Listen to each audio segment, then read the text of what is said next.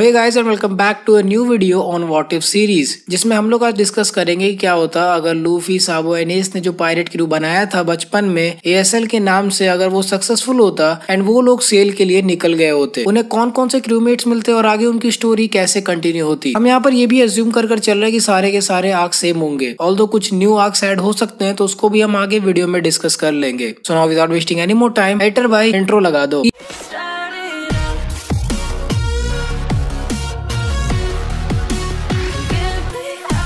तो गाइस पिछले महीने जो हमने वर्लिंग क्लॉथिंग के साथ मिलकर गिव अवे अनाउंस किया था, जिसमें हम एक गोजो का टी शर्ट दे रहे थे एंड 2 चेनसॉ मैन के पोस्टर्स दे रहे थे, तो उस गिव अवे के विनर्स डिसाइड हो चुके हैं एंड उन्हें उनके रेस्पेक्टिव प्राइजेस उन्हें भेज दिए गए हैं। तो यहाँ पे हमारे जो विनर्स थे वो थे आयरिश यूनिवर्स, इट्स विशेष और नॉक्स। तो इन तीनों लोग को उनके प्राइज उनके एड्रेस पे डिलीवर कर दिए गए हैं।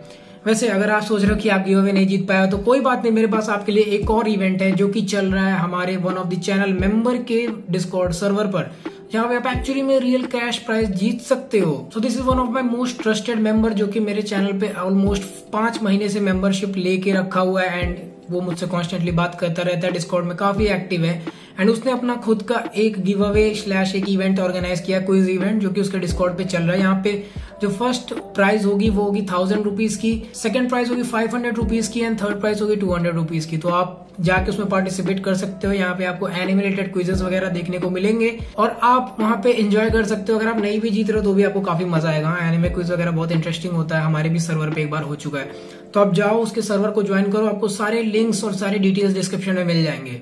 सो now let's get on with the video. East Blue saga. So शुरू करते हैं ईस्ट ब्लू से। यहाँ एक सवाल पहले आता है कि आखिर कैप्टन कौन होता। ऑल्दो ये सवाल सुनने में थोड़ा सा ऑड लगता है और आपके पास ऐसे क्लियर आंसर नहीं होगा क्योंकि तीनों ही कैरेक्टर्स काफी स्ट्रॉन्ग है, बट इस सवाल का आंसर बहुत ही ज्यादा सिंपल है। क्योंकि ये स्टोरी लूफी है तो कैप्टन ऑफ एएसएल पायरेट्स का एक्चुअल कैप्टन लूफी ही होता और ऑल्सो एस एंड साबो, इन दोनों में से किसी को भी पायरेट किंग नहीं बनना है, तो ऑब्वियसली लूफी ही यहाँ पर कैप्टन बनने के लायक था। अब आता है सवाल कि आखिर वो सब सेल कब करेंगे, क्योंकि तीनों के तीनों बहुत ही अलग अलग टाइम पर बाहर निकले थे और जब वो निकले थे तो उन सभी की एज भी अलग अलग थी। तो इस बार वो कब सेल करेंगे। एज पर दी मेन कैरेक्टर स्टोरी सब तभी सेल पर निकलते जब लूफी 17 साल का हो जाता, क्योंकि ऑब्वियसली अगर एक क्रिएटर की नजर से देखो तो वो मेन कैरेक्टर के ऊपर ही स्टोरी कंटिन्यू करेगा एंड अगर ऐसा हुआ तो जो स्टोरी है उसमें कुछ ज्यादा चीजें चेंज नहीं होंगी। सो वो लोग सेल करते जब लूफी 17 का हो जाता एंड उनका डेस्टिनेशन भी सेम होता, बस वो लूफी उस बैरल से नहीं निकलता एंड वो जो बोट वाली फाइट है एंड वो जो स्टार्टिंग वाली फाइट है जो कि अलविदा से होती है, वो फाइट इस तरह से नहीं होती जैसे हमने एनिमे में देखा है। तो होता है कि एएसएल पायरेट्स की जो शिप है वो अलविदा के क्रू के पास से गुजरती एंड एज वो दोनों ही पायरेट्स हैं तो उन दोनों में ऑब्वियसली फाइट स्टार्ट हो जाती। वहां पर लूफी कोबी से मिलता, जिसे लूफी अपने शिप पे ले लेता एंड फिर वहां से चले जाते वो लोग ऑरेंज टाउन पे एंड वहां पर उन्हें नामी दिखती, बट इस टाइम पर वो शिप पर नहीं आती। देन ऑरेंज टाउन में पहुंचने के बाद हमारे एएसएल ट्रियो को जोरो मिलता, वो उसे ऑफर करते ज्वाइन करने के लिए and as per the story वो पहले तो उन्हें मना कर देता, बट बाद में जाके मरीन से लड़ने के बाद वो मान जाता। और ये लोग जोरो को क्यों ऑफर कर रहे थे क्रू में ज्वाइन करने का, तो इसका आंसर ऐसा ही है कि इन तीनों में से कोई भी स्वॉर्ड्समैन नहीं है, तो इसीलिए पॉसिबिलिटी बहुत ज्यादा है कि जोरो उन्हें ज्वाइन कर लेता। वैसे एक चीज और आप ध्यान में रखो कि साबो और एस के पास वही पावर्स हैं जो कि उन्होंने ट्रेनिंग के दौरान हासिल की हैं। अभी तक उनके पास कोई भी डेविल फ्रूट नहीं है। उसके बाद उन्हें नामी मिलती एंड एज यूजुअल उनके क्रू में अब 5 लोग हो जाते। ऑल्सो जो बगी के साथ स्टार्ट में फाइट है वो बहुत आराम से निपट जाता, क्योंकि अब क्रू में एक्चुअली में 4 स्ट्रॉन्ग लोग हैं, तो उस टाइम पर बगी के साथ फाइट में ज्यादा टाइम नहीं लगता। ऑल्सो अभी तक नामी ने ऑफिशियली ज्वाइन नहीं किया है। इसके बाद हम पहुंचते सिरप विलेज में, जहां उन्हें उसुब मिलता एंड मोस्टली यहाँ पर भी स्टोरी सेम ही चलती, बस अगेन फाइट जो है वो थोड़ा इजी हो जाती क्योंकि अभी क्रू में 5 लोग हैं एंड यहाँ विलेन से fight S, Sabo and Luffy मिलकर करते। स्टार्टिंग में सिरप विलेज में कोई, लेकिन हम सिरप विलेज गए क्यों थे स्टार्ट। यहाँ पर उन्हें अपना पहला शिप भी मिलता और वो अपना फ्लैग भी डिजाइन करते एंड अगेन वो लोग यहाँ से भी निकल जाते। नाउ उनका फ्लैग कैसा होता है ये थोड़ा सा कंफ्यूजिंग है, बट इसके लिए भी आपको थोड़ा सा दिमाग लगा के सोचना पड़ेगा। अगर हमने ये एज्यूम किया कि कैप्टन लूफी होता तो ऑब्वियसली जो जॉली रॉजर है उनका, उसमें भी काफी हद तक लूफी का ही इन्फ्लुएंस होता। उस समय तक लूफी के पास उसका सिग्नेचर स्ट्रॉ हेड था, बट वहीं अगर हम देखें तो साबो एंड एस के पास कोई ऐसी चीज नहीं थी। ऑल्दो साबो के पास उसका भी हेड था, बट ठीक है हमने उतना कुछ नहीं देखा अभी एनिमे में कि वो साबो के आइडेंटिटी को दिखा सके। ऑल्दो उसका स्टाफ एक इम्पोर्टेंट चीज है। तो यहाँ पर मोस्ट लाइकली जो जॉली रॉजर है क्रू का वो ऑलमोस्ट सिमिलर होता, जो कि हमारा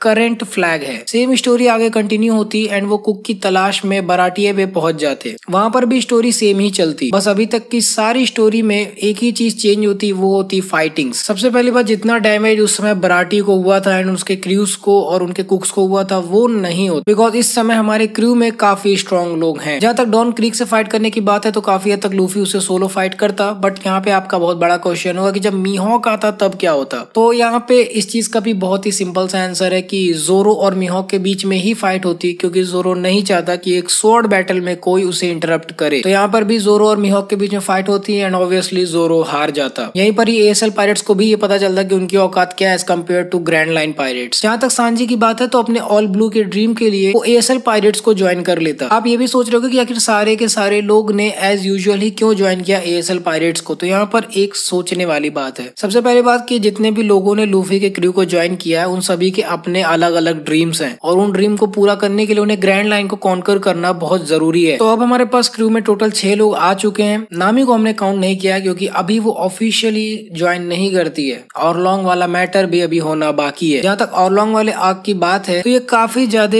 लाइक एनिमे का स्टोरी चेंजिंग इवेंट था, तो इसका होना बहुत जरूरी है। ऑरलोंग वाले आर्क में हमने देखा था कि नामी के साथ उन पायरेट्स ने कितना गलत किया था। यहाँ पर अगर हम साबो की बात करें तो साबो दिल का एक बहुत ही अच्छा कैरेक्टर है और वो ये सारी चीजें देख के बिल्कुल भी खुश नहीं होता। फाइट काफी भयंकर होती और जहाँ लूफी ने काफी सारा टाइम वेस्ट किया था क्योंकि वो पानी के नीचे फंस गया था, तो इस बार हमारे पास एस और साबो भी थे और दोनों ही नॉन डेल फूड यूजर हैं, तो वो इस चीज को काफी इजी कर देते। हमें पता है कि जोरो की तबीयत बहुत ज्यादा खराब थी जब वो हाथ-चांद से वहां पर फाइट कर रहा था, तो इस बार जोरो के साथ में साबो भी होता एंड वो उसकी हेल्प करता। एंड जहां तक सांजी की बात है तो वो बहुत आराम से फाइट कर लेता क्योंकि इस बार उसे पानी के नीचे नहीं जाना है लूफी को बचाने के लिए। उसोप की फाइट हम उसी के ऊपर छोड़ देते हैं क्योंकि उसके लिए ये फाइट होना बहुत जरूरी है ताकि वो अपने अंदर थोड़ा कॉन्फिडेंस बिल्ड कर पाए। यहाँ तक लूफी की बात है तो इस बार लूफी की हेल्प एस करता और ये दोनों मिलकर ऑनलॉक को जितना मारते ना भाई वो आप इमेजिन नहीं कर सकते। खैर इसके बाद ये वाली फाइट भी खत्म हो जाती और हम नामी को आइलैंड को छोड़कर बाहर सेल कर जाते। अब आता है एक न्यू आर्क। सो यहाँ पर वो लोग ग्रैंड लाइन की तरफ जाते एंड थोड़ी बहुत चीजें सिमिलर ही हो जाती हैं एक्सेप्ट हमारा अलाबास्ता आर्क जहाँ पर एस उनसे मिलता है। यहाँ पर एक न्यू आर्क ऐड होता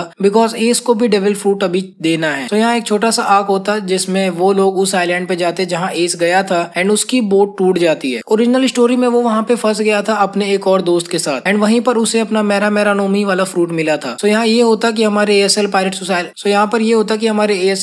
आइलैंड पर जाते, बट वो वहाँ पर क्यों जाते इसका रीजन ये है कि गोइंग मैरी थोड़ी बहुत खराब हो जाती क्योंकि हमें पता है कि जब वो ऑरलोंग आर्क में जा रहे थे तो उन्होंने पूरी की पूरी शिप ही घुसा दी थी आइलैंड पे। तो जब वो आइलैंड से निकलते तो उसमें जो कुछ भी डैमेज हुआ था उसका उन्हें असर दिखता एंड वो इस आइलैंड पे जाके अटक जाता। ऐसा आपको पता कि लूफी को एक्सप्लोर करना बहुत पसंद है, तो वो साबो को कह देता कि एक काम करते हैं आइलैंड पे सभी लोग अपने अपने टीम्स बना के देखते हैं कि क्या सोल्यूशन मिल सकता है ना। एज यू नो कि एस का नेचर कैसा है, तो वो भी कूद के अकेले कहीं भाग जाता और उसे वहीं पर अपना फ्रूट मिलता जिसे वो एक नॉर्मल फ्रूट समझ के खा लेता एंड उसे अपनी मेरा मेरा नोमी की पावर्स मिल जाती। इसके बाद समहाउ वो अपने शिप को रिपेयर कर लेते टेम्पररी रिपेयर कर लेते एंड वो लोग इस आइलैंड से निकल जाते ग्रैंड लाइन की तरफ। सो इसके बाद हमारा अलाबास्ता आर्क का फाइट होता। यहाँ पे हम थोड़ा सा स्टोरी को जल्दी जल्दी लेके चलते हैं क्योंकि हमें मरीन फोर्ट सागा को भी डिस्कस करना है। सो यहाँ पे एज यूजुअल अलाबास्ता सागा के फाइट्स होते, बहुत ही आराम से ये सभी लोग क्रोकोडाइल को हरा देते क्योंकि इस बार हमारे पास क्रू में एक्चुअली कुछ और भी एक्स्ट्रा स्ट्रॉन्ग लोग हैं। अलाबास्ता एक बहुत ही अच्छा आर्क होता और अब तो हमारे पास एक और इनविंसिबल फ्रूट आ चुका है मेरा मेरा नोमी, तो एक और लॉजिया टाइप डेविल फ्रूट यूजर से फाइट करना बहुत ईजी हो जाता। आगे हम जाया पर भी जाते। जाया वाला आइलैंड का आर्क बहुत इंपॉर्टेंट है क्योंकि वहीं पर वो ब्लैक बियर्ड से मिले थे एंड ब्लैक बियर्ड को लूफी के बारे में पता चला था। स्टोरी में फाइट सेम होती, एक ही हाथ से वो बेलमी को पेल देता। जहाँ तक एनेरू से फाइट की बात है तो बहुत ही हद तक ये पॉसिबिलिटी है कि लूफी उससे अकेला ही फाइट करता क्योंकि बाकी सभी को एनेरू बहुत ही आराम से हरा देता। जहाँ तक बात है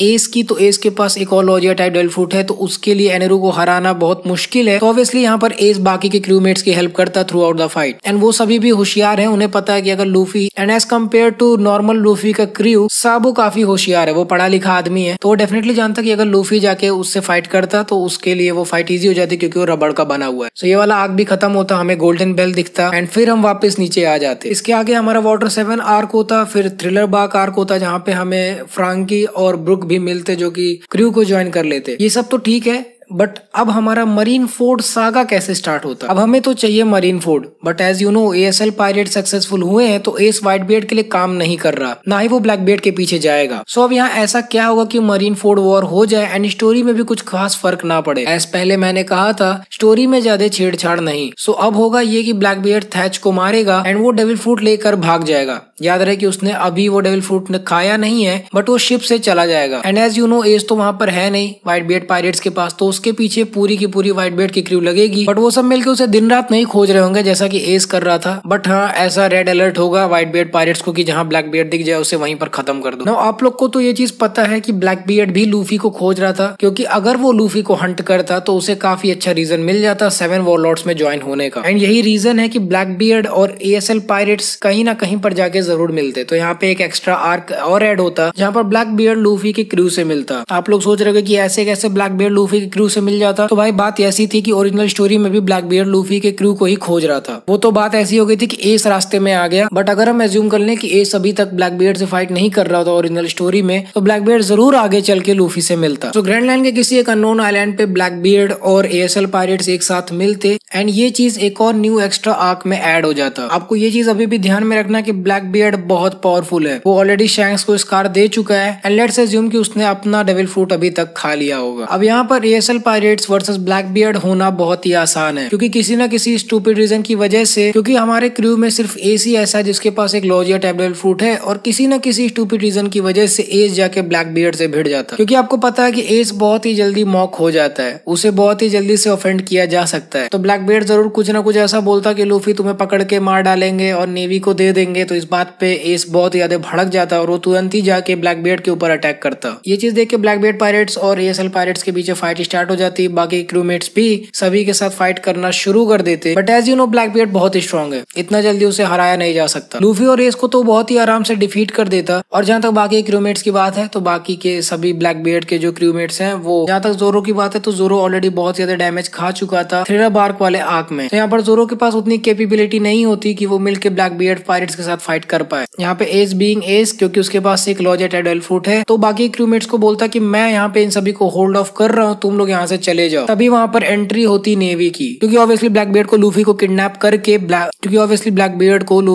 करके मरीन्स को देना था। एंड उसके क्रूमेट्स बैकग्राउंड में ही मरीन्स को इन्फॉर्म कर देते कि यहाँ पर एएसएल पायरेट्स आ चुके हैं, उन्हें जल्दी से पकड़ लो। यहाँ पर आप लोग ये भी सोच रहे हो कि आखिर लूफी का क्रू इतने आसानी से अपने क्रूमेट को छोड़ के क्यों जा रहा है? तो ऑलरेडी इन्होंने CP0 से एक बार फाइट कर ली है, तो इन्हें थोड़ा बहुत कॉन्फिडेंस है कि ये मरीन्स के हाथ से अपने किसी भी क्रूमेट को बचा कर ले आएंगे। तो इसीलिए लोग अभी जिंदा रह के बाद में फाइट करने का डिसाइड करते हैं। बट एज यू नो कुमा वहां पर आया हुआ है एंड कुमा इन सभी को मिलकर इधर उधर फेंक देता, जैसा उसने शबंडी आर्क में किया था इन दी ओरिजिनल स्टोरी। तो अब ब्लैक बियर्ड एस को नेवी को सेल कर देगा वॉरलॉर्ड की पोजीशन के लिए, और यहाँ हमारी एएसएल क्रू कुछ भी नहीं कर पाएगी। उन्हें ना चाहते हुए भी एस को अकेला छोड़ के वहां से भागना पड़ेगा। ये बात भी लीक होती है इसी वक्त कि सन ऑफ रॉजर जो कि किंग ऑफ पायरेट्स था, उसके बेटे को पकड़ लिया गया है एंड एक्सिक्यूट किया जाएगा। अब ये चीज सुनने के बाद ऑब्वियसली एएसएल क्रू चुपचाप नहीं रहती, तो वो डेफिनेटली उसे बचाने की कोशिश करेगी। यहाँ पे ऐसी पॉसिबिलिटी हो सकती है कि मरीन्स एक्चुअली में पहले एस को लेकर जाए शबोंडी आइलैंड पे, क्योंकि उन्हें शायद कोई काम हो एंड फिर शायद वहां से वो लोग निकलेंगे टुवर्ड्स दी इम्पेल डाउन। तो ये चीज भी एएसएल पायरेट्स को पता चल जाती है, तो इसीलिए वो लोग पहुंचते हैं शबोंडी पे आइलैंड पे। इसका बैकग्राउंड में हमें ये भी स्टोरी दिखाई जाती है कि शैंक्स जो है वो न्यूज लेकर जाता है व्हाइट बियर्ड के पास कि रॉजर का बेटा एक्सिक्यूट हो रहा है, और सिर्फ व्हाइट बियर्ड ही एक लौता ऐसा इतना स्ट्रॉन्ग बीइंग है जो कि जाके मरीन फोर्ड पे वॉर कर सकता है। वो व्हाइट बियर्ड को याद दिलाता कि कैसे वो रॉजर का अच्छा दोस्त हुआ करता था एंड कॉम्पिटिटर भी था, इसीलिए उसको एस को जरूर बचाना ही होगा। शैंक्स भी अपने कैप्टन के लिए बहुत लॉयल है, तो इसीलिए वो किसी न किसी तरह से व्हाइट बियर्ड को कन्विंस करेगा। अब शैंक्स खुद क्यों नहीं जा रहा, तो उसको ऑलरेडी ये चीज पता है कि काइडो जरूर उन्हें रोकने की कोशिश करेगा। तो यहाँ पे वो व्हाइट बियर्ड को इंश्योर करता है कि काइडो की तरफ से कोई भी बकचोदी नहीं होगी। मीनवाइल आप जाके किसी भी तरह से मरीन फोर्ड पे ये एक्सिक्यूशन रोको। And as you know white beard अपने रिश्ते को बहुत अच्छे से निभाना जानता है एंड उसके क्रू में कोई भी इस चीज को मना नहीं करेगा, क्योंकि रॉजर से किसी को भी प्रॉब्लम नहीं थी। इसके बाद स्टार्ट होता है शबोंडी आर्क, जहाँ पे एएसएल क्रू लैंड करता है एंड इनका गोल तो वही होता है कि वो किसी भी तरह से एस को छुड़ा के वहां से भागेंगे एंड देन वो फिशमैन आइलैंड पर जाएंगे। बट टर्न्स आउट चीजें यहाँ पर बहुत ही अलग होने वाली। वो मरमेड भी उनके पास एज इट इज आती है और उसकी हेल्प करने के लिए वो लोग वहीं पर जाते हैं जहाँ पे फिशमैन की नीलामी हो रही थी। तो चीजें से बिल्कुल वैसे ही प्रोग्रेस करती है जैसे ओरिजिनल स्टोरी में थी। लूफी जाके एक सेलेस्टियल ड्रैगन को पंच कर देता है, वहां पे रेलिक भी आता है एंड क्योंकि उसने सेलेस्टियल ड्रैगन को पंच किया है इसीलिए वहां पे लैंड होता है अपना किजारू। एंड किजारू तो अकेला आएगा नहीं क्योंकि उसे पता है कि यहाँ पे बहुत सारे पायरेट्स हैं, तो वो अपने साथ लेके आता है बर्थलोम्यू कुमा अलॉन्ग विथ पैसिफिस्टास। अब तो मैटर बहुत भयंकर होने वाला है। नाउ सीन बिल्कुल उसी तरह से एज यूजुअल चलता है जैसा कि हमने ओरिजिनल स्टोरी में देखा था। एंड यहाँ पर भी हमें रेलिक और बाकी के वर्ल्ड जनरेशन के मेंबर्स देखने को मिलते हैं। आपका ये सवाल होगा कि आखिर हम शाबोंडी पे वापस क्यों आए हैं, मतलब क्या ये सिनेरियो चेंज नहीं हो सकता था? तो इसके पीछे दो काफी बड़े रीजंस हैं। सबसे पहली बात कि शाबोंडी आर्क जो है वो अपने आप में एक बहुत इंपॉर्टेंट आर्क था क्योंकि वहाँ पे हमें काफी इंपॉर्टेंट कैरेक्टर से मिलना था एंड स्टोरी वाइज भी इस आइलैंड पर लैंड करना बहुत इंपॉर्टेंट था। इसके बाद एज यूजुअल बर्थलोम्यू कुमा और बाकी के स्ट्रॉ हेड्स के बीच फाइट होती है जहाँ पे कुमा सभी को अलग अलग आइलैंड्स पर भेज देता है। बट यहाँ पर साबो एक एक्स्ट्रा बंदा है इस समय हमारे पास, तो जितना हम कुमा को जानते हैं वो पॉसिबली साबो को रेवोल्यूशनरी आर्मी के पास भेजता फॉर इस ट्रेनिंग। यहाँ पर इस सीन को आप रॉबिन से कंफ्यूज नहीं करना, रॉबिन रेवोल्यूशनरी के साथ में थी ना कि वो उनके हेडक्वार्टर्स में। साबो बाल्टिको पर लैंड करता जहाँ ड्रैगन से बातचीत होने के बाद ड्रैगन समझ जाता कि अगर कुमा ने ऐसा कुछ किया है तो वो सोच के किया होगा। साबो के लिए ये एक अच्छी बात होती कि वो रेवोल्यूशनरी आर्मी के पास पहुंचा है क्योंकि उसे इनफ रिसोर्सेज एंड ट्रेनिंग या फिर फोर्स मिल सकती है ताकि वो एस को छुड़ा पाए। रेवोल्यूशनरी आर्मी वर्ल्ड गवर्नमेंट के बीच में कोई दखल ना दे because they are not yet prepared for the war. आपको क्या लगता है इस बारे में, आप ये मुझे कमेंट्स में बताओ। खैर ये सब जानने के लिए आपको हमारे नेक्स्ट वीडियो यानी कि what if Sabo was on Marineford का वेट करना पड़ेगा। उस वीडियो में हम डिस्कस करेंगे कि क्या होता अगर chief of the staff Sabo Marineford war के वक्त वहां पर प्रेजेंट होता, क्या ये जिंदा बचता या नहीं, क्या इस सिचुएशन में जिंदा बच पाता। वो वीडियो बहुत इंटरेस्टिंग होगी। सो गाइस ये थी मेरी video on part 1 of what if ASL pirates sail together. I hope आपको मेरी ये वाली रिसर्च वीडियो पसंद आई होगी। वीडियो अच्छी लगी तो लाइक करो, मुझे इंस्टाग्राम एंड डिस्कॉर्ड पर ज्वाइन करो, डिस्कॉर्ड पर मैं एक्टिव रहता हूँ। डेफिनेटली हमारे चैनल को सब्सक्राइब करो ताकि आप ऐसे और गजब के वन पीस वीडियोस को एंजॉय कर पाओ। मैं आपसे मिलूंगा अगले वीडियो में। So until the next video, play on.